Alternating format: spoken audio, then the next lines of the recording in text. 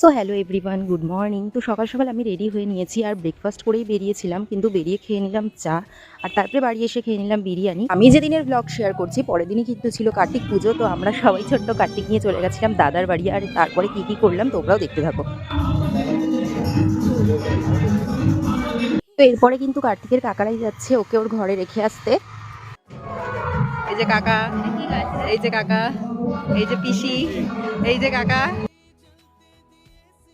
মা দরজা খুলো, বাইরে খুব ঠান্ডা, আমার খুব ঠান্ডা লাগছে, আমাকে ঘরে তোলো। কাকারা পিসিরা আমাকে কষ্ট করে দিয়েছে, আমার জন্য ওদেরকে 1201 টাকা দিয়ে দিল, সাথে কাকা ও পিসিদের তাদের ইচ্ছা মতো খাইয়ে দিল।